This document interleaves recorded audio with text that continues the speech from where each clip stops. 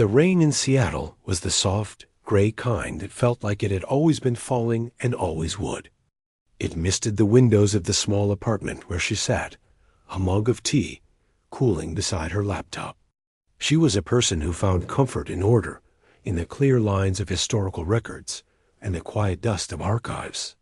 Her life was one of careful cataloging, of making sense of the past for other people.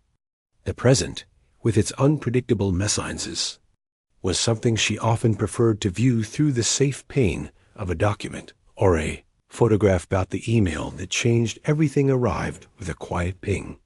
That was almost swallowed by the sound of the drizzle outside. It was from a law firm in Vermont, one with a name that sounded like it belonged on a heavy oak door. Her great-uncle had passed away. The news was not a shock. He had been old, and their contact had been limited to a Christmas card she sent every year, one that was never returned, but never acknowledged either. He was a ghost in the family stories, the brilliant, odd brother of her grandfather, who had vanished into a big old house back east decades ago. What was a shock was the next line. He had named her, his great-niece, the sole executor and beneficiary of his entire estate. The lawyer's words were dry and legal, but they hinted at a mountain of work. The house, known as Stonehaven, and all its contents were now hers.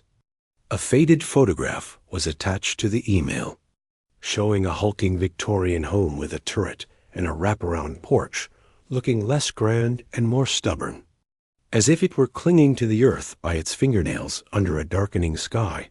For a week, she wrestled with the decision. She had her own life, her job, the quiet rhythm she had built. But curiosity, the same instinct that drew her to archives, began to pull at her. Who was this man? What was in that house? It was a mystery, a real-life box of unsorted papers, and in the end, she couldn't resist. She requested a leave of absence from work, packed a single suitcase with practical clothes and a powerful flashlight, and boarded a plane. Vermont in late April was a different world. Seattle's drizzle was replaced by a sharp, clean air that smelled of pine and wet earth. The taxi ride from the small airport wound through hills, still wearing the last patches of stubborn snow in the shadows. And then, there it was, Stonehaven. The photo hadn't lied, but it had failed to capture the feeling of the place. It wasn't just old. It was silent in a deep, watchful way. The porch sagged. Paint curled off the clapboards like dead leaves. The key the lawyer had given her was heavy and cold in her hand. The front door groaned a protest as she pushed it open. The air inside was still and thick, carrying a complex scent of old books, dried flowers, wood polish, and the faint, sweet smell of decay. Sunlight, weak and filtered by dirty windows, cut through the gloom in dusty shafts. She stood in the entry hall, overwhelmed. It wasn't a hoarder's chaos, but a collector's careful accumulation that had slowly succumbed to time. Every surface held something: stacks of leather-bound books, geological specimens on velvet trays, brass instruments she couldn't name, and piles upon piles of sheet music. But her first days were a slow, methodical process of orientation. She wore a bandana over her nose and mouth against the dust. She found the kitchen, with its ancient icebox and cold, silent stove. She found a bedroom with a simple, made-up bed that seemed untouched for years, and she decided to camp there. The lawyer had forwarded a final letter from her great-uncle, typed on brittle paper. It was short and strangely formal. It wished her well, hoped the house wouldn't be too great a burden, and contained one line that she read over and over. Asterisk, forgive an old man's mystery. In this house, the past is not silent. The truth is in the residence. She had no idea what it meant. She began to explore room by room. There was a library with shelves bowed under the weight of books on astronomy, botany, and music theory. A sunroom was a graveyard of potted plants, long since turned to brittle sticks and dust. She found his study, the heart of his world. Ledgers filled with tiny, precise handwriting detailing weather patterns and bird sightings. Diagrams of sound waves and musical harmonics that looked like beautiful, complicated art. She felt she was walking through the man's mind. And it was a vast, orderly, and lonely landscape. On the afternoon of the third day, she came to a pair of tall carved oak doors at the back of the main hall. They were stubborn, but a firm shove got one to open just enough for her to slip through. The room beyond was vast and dark, the air even heavier. Heavy velvet curtains, the color of dried blood, were drawn tight over what she guessed were large windows. Her flashlight beam swept across empty space, picking out the outlines of sheet-draped furniture that looked like sleeping ghosts. A ballroom.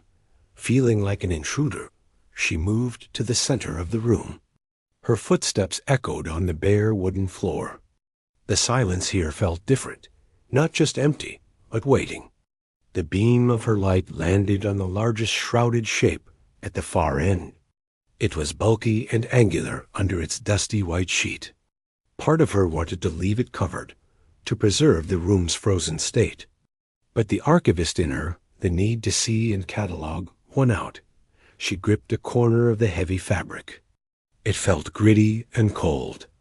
With a gentle pull, a cloud of dust motes erupted into the flashlight beam, dancing like frantic stars. She pulled again, and the sheet slid away, pooling on the floor with a soft hump. There it was, a grand piano.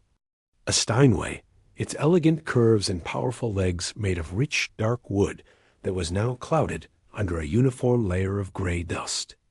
It was a monument to forgotten music. She stepped closer, her breath caught in her throat. She wasn't a musician, but she recognized beauty and tragedy in the object. She reached out a tentative finger and drew a line through the dust on the closed fallboard, revealing the rich, black lacquer beneath. The keyhole was a tiny, brass eye. Hesitantly, she lifted the fallboard. It moved with a stiff, unwilling creak. The keys were revealed, a landscape of ivory and ebony, now yellowed and stained. A few had tiny cracks running along their surfaces. The strings inside, glimpsed through the gap above the keys, were dull and faintly rusty. She just stared. In this house of small intellectual curiosities, this was a giant. A thing built for passion and performance, now sitting in a tomb of silence. Without thinking, she pressed down on the middle C key. It didn't play. It didn't make a sound at all. The key sank with a dead, muffled thud, the felt of the hammer long since hardened into a useless brick. The silence that followed was deeper than before, almost respectful of the instrument's profound muteness. She pulled the sheet the rest of the way off and let it fall. In the beam of her flashlight, the dust swirled around the great, silent form of the piano. This was her discovery. Not a box of jewels or a stack of money, but a beautiful, broken thing. A forgotten giant in a forgotten room. She had no idea how to fix it, or if it even could be fixed. But as she stood there in the quiet dark, her great-uncle's cryptic words echoed in her mind. The truth is in the resonance. This piano had no resonance left. It was the quietest thing in the whole silent house. And yet, she felt a strange certainty as she looked at it. This was the center of it all. The mystery of the man and the house began here with this silent, waiting instrument. The silence in the ballroom felt different after the piano was uncovered. It wasn't just empty anymore. It felt purposeful, as if the instrument was a patient creature waiting to be awakened. She stood there for a long time, just looking at it. The dust was so thick it looked like a layer of soft, gray felt. She found herself doing something she hadn't done since she was a child, cleaning her room to avoid homework. She went to the kitchen, found a bucket under the sink, and filled it with warm water and a little dish soap. She gathered a pile of clean, old rags from a linen closet upstairs. It was a simple physical task, And right now, that felt like the only thing that made sense. She started with the legs, the big, curving limbs that held the piano off the floor. The cloth came away black with grime. The water in the bucket quickly turned a murky gray. She worked slowly, methodically, her archivist's mind noticing the craftsmanship, the way the wood was joined, the subtle carvings at the feet. As she rinsed a rag, she thought about the hands that had built this. Then she thought about the hands that had played it. Her great-uncles? She couldn't picture it. The man in the study, with his precise ledgers and sound wave diagrams, didn't seem to match this object of pure emotion. Moving to the body of the piano, she gently wiped the broad, flat top. Beneath the dust, the wood began to show its true color, a deep, warm ebony that drank in the weak light from the window she'd finally opened. The dust was a kind of time, she thought, and she was wiping the years away. She was careful around the gold lettering that spelled Steinway and Sons. It felt important to preserve that. Finally, she turned to the keys. She used a softer, barely damp cloth for this. One by one, she wiped the yellowed ivory and the dark ebony. The stains on some keys were permanent, little maps of forgotten moments, a splash of tea, perhaps, or the press of a nervous, sweating finger. She cleaned around them. She didn't want to erase its history, just see it clearly dot. It was while she was cleaning the keys, near the very middle of the keyboard, that she felt it. A slight give, a tiny movement that wasn't like the others. She paused, pressing the area below the keys with her fingers. There was a faint line in the wood, almost invisible. A seam. Her heart gave a little jump. A secret compartment. It sounded like something from a story, but here it was, under her fingertips. She fetched a butter knife from the kitchen. Slipping the thin blade into the seam, she wiggled it gently. There was a soft click. A small rectangular panel of wood, perfectly fitted, swung downward on a tiny hinge. Inside the shallow cavity was not a jewel or a stack of money, but a bundle of letters, tied with a faded blue ribbon. She carried the bundle to a shaft of sunlight by the now open window. The ribbon, brittle with age, fell apart as she touched it. The letters were in envelopes, addressed in a flowing, elegant handwriting to Mr. Alistair Finn, Stonehaven, Vermont. The return address was just a name, Alara Voss, New York City. The postmarks were smudged, but readable. 1943, 1944, 1945. She sat down on the dusty floor, her back against the side of the piano, and opened the first one. The paper was thin and crisp. The same elegant handwriting filled the page. Asterisk, my dear Alistair. Asterisk, asterisk. Your last schematic arrived, and I have stared at it for an hour. You are a madman, and I mean that as the highest compliment. To think of using the harmonic series, the very soul of a note, as a carrier wave. It's not just engineering, it's poetry. A poem only we two will hear. The piano is ready. It sits in my apartment, a beautiful sleeping beast. I play Chopin on it by day, and by night I look at your drawings and think of the music we cannot yet play aloud. Asterisk, she read on, her breath coming slowly. Letter by letter, a world unfolded. Her great-uncle, Alistair, was not just a reclusive tinkerer. During the war, he had been a young, brilliant acoustic engineer, recruited for secret work. Alara Voss, the letter writer, was a concert pianist, celebrated and vibrant. Their project, conceived in whispers and private meetings, was to develop a method of encryption using sound itself. Not code transmitted by radio, but code hidden within a piece of music. The concept, which Alistair's letters explained with passionate, technical detail, was breathtakingly simple and complex. Every musical note produced is not a single pure tone, but a primary tone accompanied by a choir of softer, higher tones called harmonics. Alistair believed he could modify a piano its strings. its sounding board, to emphasize a specific secret set of these harmonics when certain keys were played in sequence. To anyone listening, it would be a beautiful sonata. But to someone with a spectrograph, or as he hinted, a specially tuned receiver, those emphasized harmonics would form a distinct, decodable pattern. A message hidden in plain hearing. Their letters were a mix of science and something else. Alara wrote about the pressure of her performances, the strange duality of playing for packed halls while carrying the secret. Alastair wrote of lab frustrations and breakthroughs, his words becoming less formal, more personal with each letter.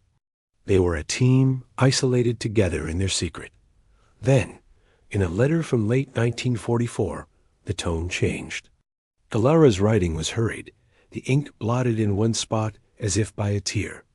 Asterisk Alastair, the test was a success. The man from Washington was here. He heard me play the Schumann, and later, in the back of his car, he showed me the paper strip from his machine.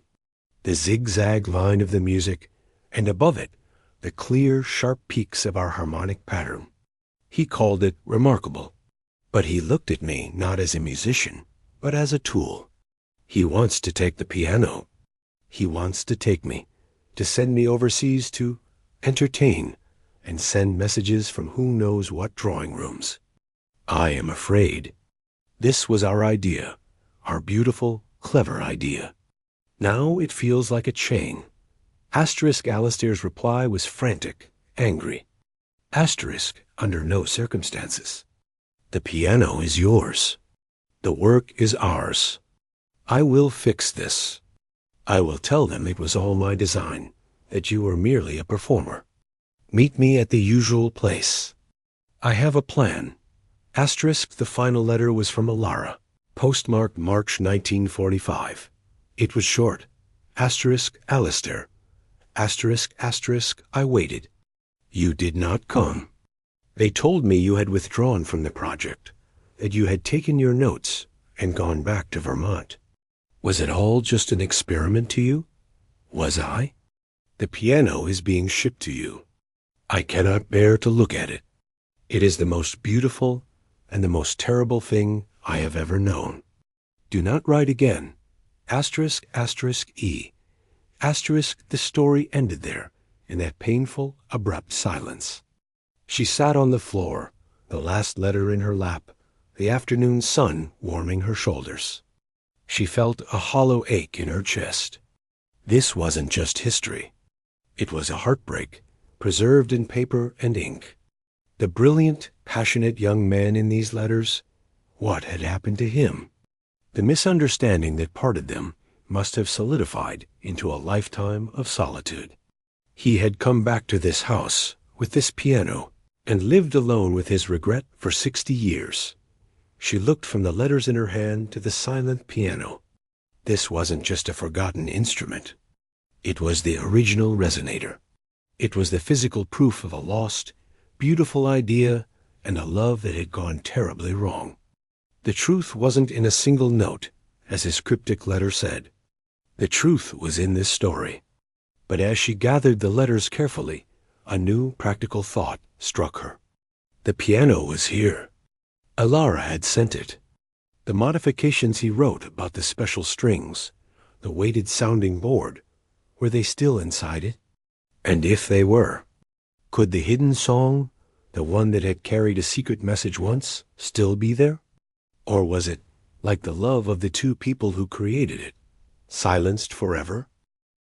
The letters changed everything.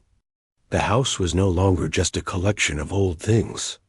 It was a place where a story had been frozen in mid-air, like a held breath. For 2 days, she didn't go back into the ballroom. She needed to think. She spent her time in the study, reading the rest of Alastair's ledgers, now looking for any mention of sound, of harmonics. Of a woman named Alara, she found more technical sketches beautiful, intricate drawings of piano innards with notes scrawled in the margins. Dampening here to isolate the third harmonic, one said. String gauge is critical, must sustain the cipher tone. Read another. she realized she couldn't do this alone. She needed someone who understood not just stories in paper, but stories in wood and wire. A search online for piano restorers in the area led her to a small shop in the next town over, run by a man with a kind, weathered face and hands that looked like they knew their way around old things. She called him. He arrived in a pickup truck that had seen better days, carrying a worn leather bag of tools. He was a quiet man, older, with gentle eyes that immediately swept over the entry hall, not with judgment, but with a deep, appreciative understanding. "Lots of life in this place," he said, his voice soft. "Quiet life, but life all the same." She led him to the ballroom. When he saw the piano, he stopped in the doorway and let out a long, low whistle. It wasn't a whistle of surprise at its condition, but of respect. He walked over to it slowly, as if approaching a sleeping animal. He didn't touch it at first. He just looked. "A Steinway Model B," he said, almost to himself. From the look of the legs, late 1930s. A serious instrument. He finally reached out and placed a broad, careful hand on its lid. "What's the story here? Family heirloom?" She told him a simplified version. "My great-uncle's. It hasn't been played in a very, very long time. I need to know if it can sing again." He nodded, as if that was the only reasonable thing in the world to want. He opened his bag and got to work. He started by gently probing the keys, feeling their stiffness. He used a special tool to lift the lid, peering inside at the harp and strings. He spent a long time just looking, humming softly. "Someone loved this piano," he said after a while, his head still inside the body of the instrument. "And someone tinkered with it. See here?" He pointed with a small flashlight. "These strings on the upper register, they're not the original gauge. They're thicker. And the felt on the hammers, it's been replaced with a much denser material. Professional job, but unusual. It's like this piano was built for a specific kind of sound, not just for music." Her heart beat faster. "Can you tune it? Can you make it play?" He looked at her, his head tilted. "I can try. The soundboard is solid, no cracks. That's a miracle in a room with these temperature swings. The pins are tight. It'll need a pitch raise, first pull everything up to tension, then a fine tuning. It'll be a process. It might fight me." "Please," she said, "however long it takes." So he began. Over the next week, he came for a few hours each day. The house, which had been silent for so long, began to fill with new sounds. Not music, but the sounds of revival. The gentle tap-tap of a tuning hammer against a pin, the soft plink of a string being tested, the man's constant, tuneless humming. She would work elsewhere in the house, cataloging books or sorting through china, but her attention was always pulled back to those sounds. They were promises. She told him about the letters, about Alistair and Alara and their secret project. He listened, his hands never stopping their work. "Sound within sound," he murmured, tightening a string. "Clever. The harmonics are the color of the note. Changing them is like painting a secret message inside a normal painting." On the 5th day, he called her into the ballroom. "It's holding its tuning," he said. He looked tired but satisfied. "It's not perfect.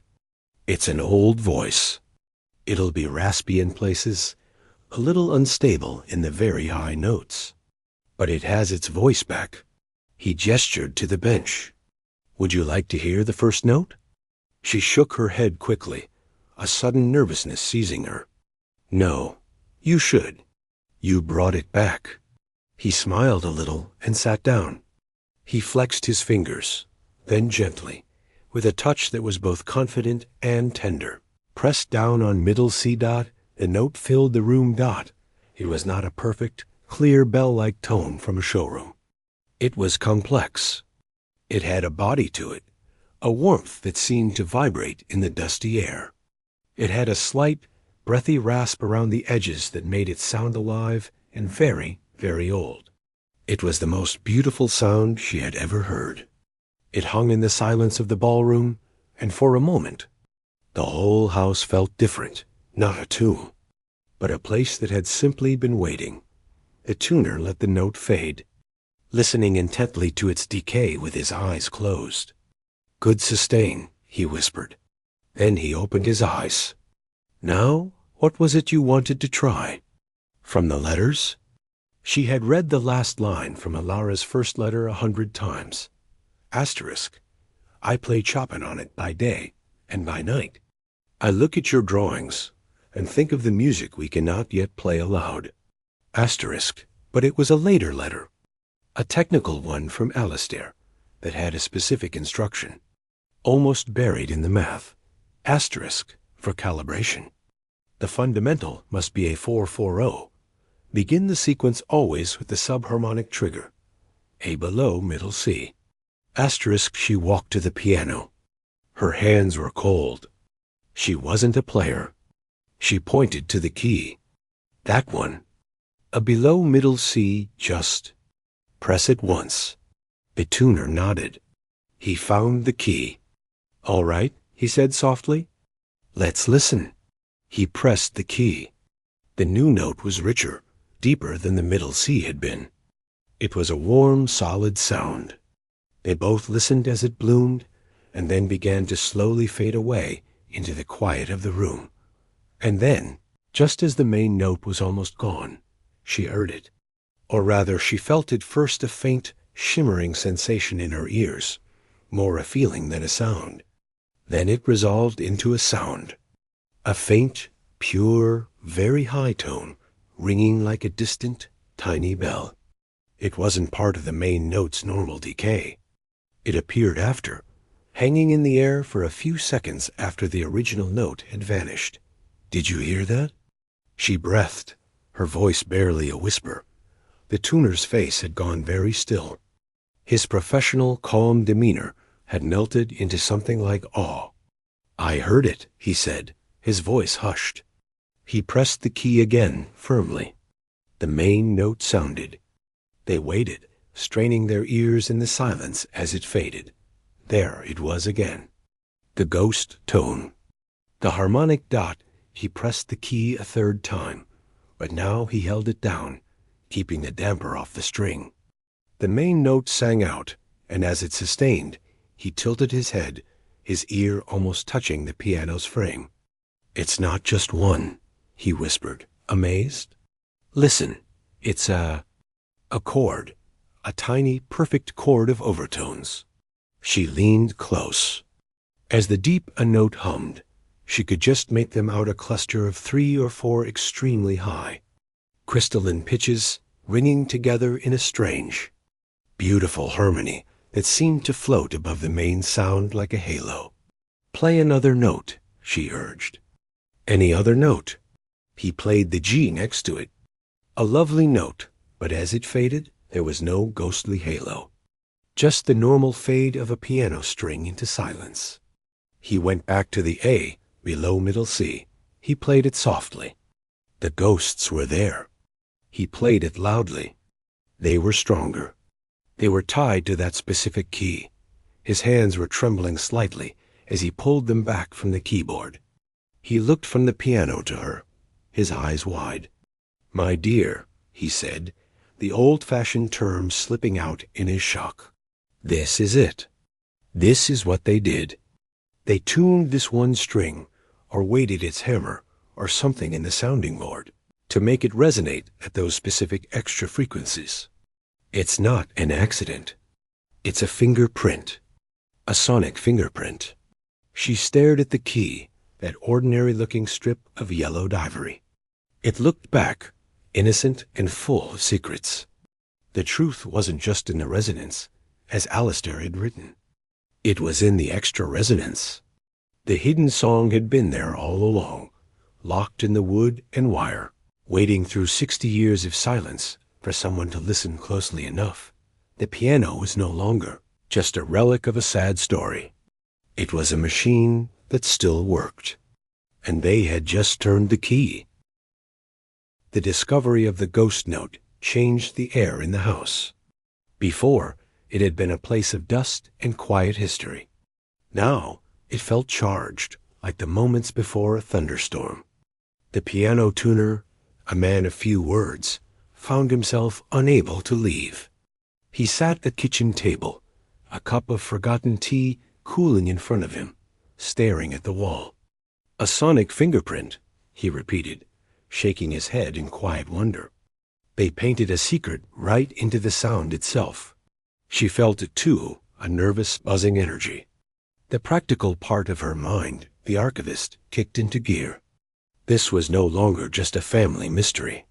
It was a puzzle to be solved, a cipher, and she had the key, or at least the first key. I below middle C. The letters were spread out on the table. They pored over them, not for the love story now, but for the technical clues. Alistair's writing was dense with jargon, but one paragraph, in a letter from early 1944, stood out. Asterisk, "The beauty of the system, my dear Elara, is its sequence. A single note is a letter. A sequence of notes is a word. The harmonic pattern for A is distinct from A sharp. The sheet music I send you is not just music. It is the lexicon. Play the marked notes in the correct order, and the harmonic cipher will spell it out in the air, clear as typewriter keys to the right receiver. Asterisk sheet music." They needed the sheet music. She led the tuner back to the study. They began the most focused search yet. They emptied drawers, not just glancing but feeling underneath them. They tapped on the walls, listening for hollow spots. They pulled every book on music theory from the shelves, flipping through pages, hoping for tucked-away papers. For hours, they found nothing but more books, more ledgers, more dust. Frustration began to set in. She sat back on her heels, rubbing her forehead. It has to be here. He wouldn't have left the piano without the instructions. The tuner was looking not at the bookshelves, but at the old roll-top desk in the corner. He had opened it earlier, finding the usual clutter of pens and paper clips. Now he walked over and ran his hands along its sides. "These old desks," he murmured. "Sometimes they have secrets for secrets." He pushed and pulled at various knobs and moldings. Then he pressed a seemingly decorative rose carving on the left side of the desk. There was a soft snick. A small, thin drawer, no wider than a ruler, slid out from underneath the main writing surface. Inside were not sheets of music, but 3 small, black, hardbound notebooks. Her hands trembled as she lifted them out. They were laboratory notebooks. The first page of the first one read, Asterisk Project Aria, Harmonic Encryption Index. Below, in Alistair's neat hand, was a chart. It was a simple grid. On one side, a list of musical notes. On the other, a series of 7-digit binary codes. Asterisk 0101101 1010010 111001. Asterisk. It's a translation key, she whispered. Note to code. But which notes? In what order? The second notebook contained musical staffs, but they were not full pieces. They were short, strange sequences of notes, each sequence labeled. Test sequence alpha, calibration gamma, message fragment number 7. These were the words. The third notebook was different. It contained only dates, frequencies, and what looked like listening logs. And tucked into its back cover was a single folded sheet of proper published sheet music. It was for a piece called Ravery by Claude Debussy. The paper was fragile, the print faded. At the top, in Alara's flowing script, was written, Asterisk for calibration and for remembering. Always this one, E. Asterisk, she held it up. This is it. This is the lexicon. They rushed back to the piano. The tuner sat down. She stood beside him, the sheet music in her hands. Reverie was a dreamy, flowing piece. But where to start? The first note? The sequence Alistair mentioned in his letter was marked. But how? Then she saw them. Faint, almost invisible pencil marks above certain notes. A tiny dot or a small dash. 7 marks in the first few bars. She would have missed them if she hadn't been looking for a code. She pointed to the first marked note. Here, it was the A below middle C dot. The tuner played it. They listened to the main note fade and the ghostly harmonic chord ring in the air. "Okay," he said. "Next." The next marked note was an F, a fourth higher. He played it. They listened. Nothing. No extra resonance. Just a normal piano note. "It's only the marked ones," she said, her excitement growing. "Only the notes in the sequence." He played the next marked note, a C, then an E flat. With each one, they listened not to the music, but to the space after the music. And with each marked note, the cluster of faint, high harmonics sang its eerie little chord. Each cluster sounded identical in tone to her ear, but the tuner, with his trained hearing, shook his head. "They're different," he insisted. "The relationship between the overtones is shifting. It's subtle, but it's there." He was right. Each note is carrying a different harmonic pattern. They played through the 7 marked notes in the first phrase of Reverie. 7 ghostly echoes. 7 pieces of a code. Back at the kitchen table, they worked with her laptop. Using the translation key from the first notebook, she assigned the binary code for each note they had played. A, F, C, E flat, and so on. She typed the 7 7-digit codes into a basic text converter she found online, one that turned binary to ASCII text. The result was gibberish. KJ #PPM at. "It's not direct text," she said, feeling deflated. "It's another layer." The tuner was staring at the numbers. "It's a sequence itself. Look." He pointed to the binary for the first note. 0101101. What if that's not a letter, but a map, an instruction? He grabbed a blank sheet of paper and a pencil. The letter said clear as typewriter keys. What's the most basic instruction? A number. A position. He wrote the numbers 1 through 7. What if each binary set corresponds to a number? And the numbers tell us what to do next? They tried different simple decryptions, converting the binary to decimal numbers. The first one, a 101101, became 45 in decimal. That didn't make sense for a simple cipher. "Too high," she muttered. "Maybe it's not the whole thing," the tuner said, his pencil tapping. "Maybe it's just the last digit, or the sum." He was thinking out loud, his brow furrowed. Then she had a thought. She went back to Alistair's technical letter. Asterisk, the harmonic pattern for A is distinct from a sharp. He kept talking about patterns. Not the code itself, but the pattern. She looked at the binary for the A 101101, and for the F, 1,010,010. They were mirror images, almost, opposites. "What if," she said slowly, "the pattern isn't the message? The pattern is a key to a different lock? What if it tells us where to look?"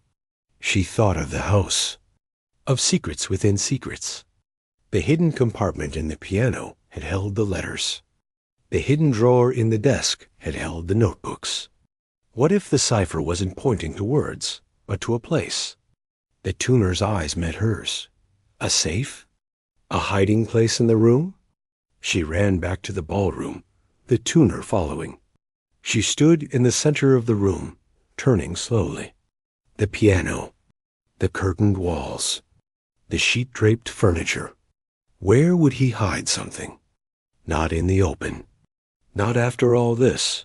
Her eyes fell on the wall behind the piano. It was paneled in dark, old wood. She walked over and ran her hands along it, pressing at the seams between panels. Nothing gave. "Wait," the tuner said. He was looking at the binary numbers she'd written on her notepad. You said 7-digit codes. 7 notes. What if? What if it's a simple substitution? 1 for A, 2 for B, and so on? Let's convert just the number of 1/7 in each binary code to a letter. It was so simple, it seemed stupid. But they were desperate. The first binary, 01010101, had 4 ones. The fourth letter of the alphabet is D, the second binary. 1,010,010 had 3 ones C. They worked through all 7. D, C, A, B, E, G, F dot. They stared at the sequence of letters. D, C, A, B, E, G. It's not a word, she said. No, the tuner replied, a strange smile touching his lips. He walked to the piano and played the notes D, C, A, B, E, G, F in order. It was a jumble, a discordant little scale. But as he played the last note, F, he held it, and they both heard the faint harmonic ghost. He looked at her, the smile widening. It's not a word. It's a scale, a sequence of notes. But more than that, he walked back to the wall behind the piano. He counted the wood panels from the left. Panel D? No. What if? He reached out, and starting from the left, he tapped on the panels in the order of the letters. Tap on the 4th panel, D. Tap on the 3rd panel, C. Tap on the 1st panel, A. Tap on the 2nd panel, B. Tap on the 5th panel, E. Tap on the 7th panel, G. Tap on the 6th panel, F. On the final tap, on the 6th panel, there was a distinct, hollow click. A section of the paneling, about a foot square, popped forward 1/4 of an inch. She rushed over. Her fingers found the edge. She pulled. The panel swung open smoothly, revealing a small, dark cubbyhole in the wall. Inside was not a stack of gold or a priceless artifact. It was a small, cylindrical container, about the size of a soda can, made of dull aluminum. It was sealed with a heavy, wax-like substance. Stamped into the metal was a simple date, October 1945. They stood there, looking at it. The air hummed with the silence after a long journey. The ghost notes, the binary, the coded scale, all of it had been a long, elaborate lock. And this was what it had been guarding. She reached in and carefully lifted the cylinder out. It was cool and surprisingly heavy in her hands. The final piece of the story, waiting for 61 years. The aluminum cylinder felt heavier than it looked. It sat on the kitchen table between them, a cold metallic full stop to all their searching. The tuner had gone quiet, his eyes fixed on it with a kind of reverence. The frantic energy of the puzzle was gone, replaced by a deep, almost nervous stillness. What if it was just more technical notes? What if it was nothing at all? Her fingers trembled as she picked it up. The wax seal was brittle. Using the edge of the butter knife, she carefully chipped it away. The lid was threaded on tight, stubborn with age. The tuner reached over, and with his strong, careful hands, gave it a firm turn. It broke free with a soft, hissing release of air that had been trapped for 8 decades. Inside, cushioned by crumbling felt, were 2 objects. The first was a single sheet of paper, folded neatly. The second was a small black disc of vinyl, no bigger than a saucer. A record. She took the paper out first. It was her great-uncle's handwriting, but different from the technical ledgers. This was careful, deliberate, the script of someone writing something of immense importance. Asterisk to the finder. Asterisk, asterisk, if you are reading this, you have followed the thread. You have heard the ghosts in the wires. You have solved the lock my younger, cleverer self built to guard this vault. I congratulate you, and I beg your forgiveness for the deception. Asterisk, asterisk, the work we did, Alara, and I was born in a time of shadows. We aimed to hide messages in music, a weapon for a secret war. We succeeded. But in doing so, we created something else. Something the men in suits could not quantify, and therefore could not understand. We learned to encode emotion. To hide a feeling inside a frequency dot asterisk asterisk, the war ended. The project was terminated. But our creation remained. They saw it as a tool. We knew it was a testament.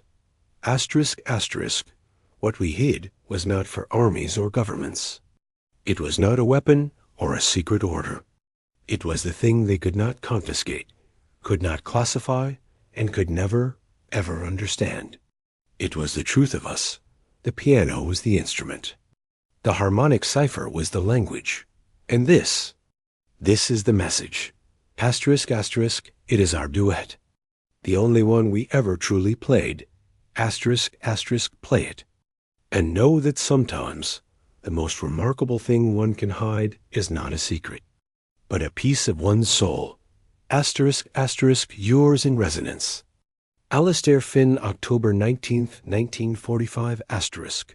She read it aloud, her voice barely a whisper. When she finished, the tuner had tears in his eyes. He wiped them away quickly, embarrassed. A duet, he said, his voice rough. The record. They needed to play it.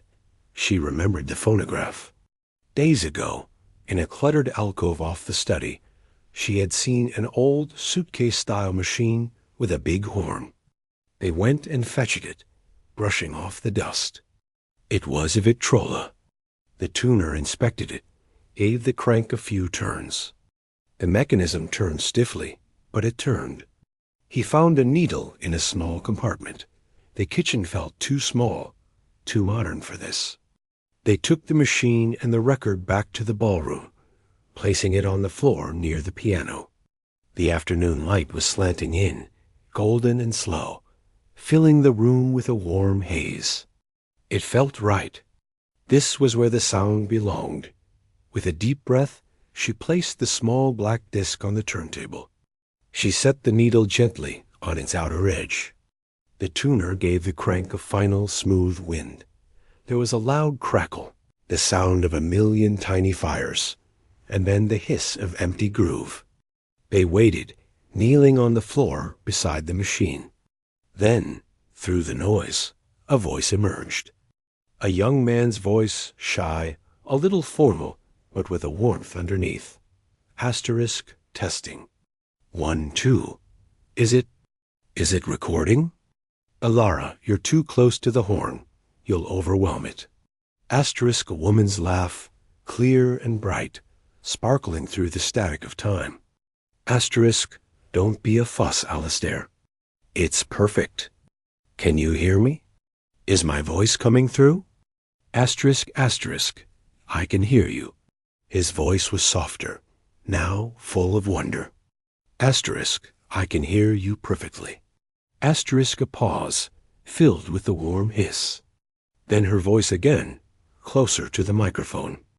Asterisk, then let's begin. For us.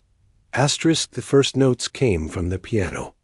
It was the same piano that sat beside them, but in the recording, its voice was young, clear, bright, and powerful. It was a simple, lyrical melody, something original, not Chopin or Debussy. It was beautiful and sad, full of longing. Alara played with a touch that was both strong and tender. She played a phrase, and it hung in the air. Then a second voice entered. A violin. It was Alastair. He was not a showy player, but his tone was pure, achingly sweet. He played a counter-melody that wove around the piano line, answering it, lifting it, sometimes harmonizing, sometimes dancing away. It was a conversation they had never been able to have with words. The piece was not long, maybe 3 minutes. It swelled in the middle, a moment of passionate, almost desperate harmony before falling back to a quiet, unresolved chord that seemed to fade into the crackle of the record, as if the music had simply dissolved back into time. Itself. The needle reached the end of the groove and lifted with a soft thump. Silence. But it was a different silence than the one that had lived in the house before. This silence was full. It echoed with the music that had just been there. She looked at the tuner. He was staring at the piano, tears streaming openly down his face now. He made no move to hide them. They were in love, he said simply. She nodded, unable to speak. The letters had told of a partnership, a misunderstanding, a tragedy. But the music told the real story. It was all there. The collaboration, the brilliance, the deep, abiding love, and the profound sorrow of what was lost. They had encoded it into sound, and then they had hidden it, knowing it was the only part of themselves they could save. She walked to the piano. She placed her hand on its lid, still warm from the afternoon sun. It was no longer a puzzle box or a relic. It was a witness. It had heard this duet in this very room. Its strings had absorbed that vibration, and somehow, through all the years of silence, it had kept the echo safe. The tuner stood up, wiping his face. He sat at the bench. He didn't play the ghost note sequence, or try to decipher codes. He gently placed his fingers on the keys, and hesitantly began to pick out the main melody from the record. His playing was clumsy, nothing like Alara's, but the old piano sang it back, its voice raspy but true. She understood now. The remarkable thing wasn't the spy technology or the ingenious cipher. The remarkable thing was the choice they made. In a world tearing itself apart, two people had used a tool of war to create something purely, defiantly beautiful. They had bottled a moment of perfect understanding and hid it in the last place anyone would look, inside silence. Alistair had lived out his long life with that silence, guarding it. But he hadn't wanted it to die with him. He had left the thread, the cryptic note, the piano, the letters for someone to find. He wanted their duet to be heard. He wanted the truth of them to resonate again. She looked around the ballroom, at the sunlit dust, at the old phonograph, at the man slowly playing a forgotten song on a rediscovered piano. The house was quiet, but it wasn't silent anymore. It was filled with the resonance they had left behind. A story of love, hidden in plain hearing, waiting patiently in the dark for the right moment to finally, quietly sing.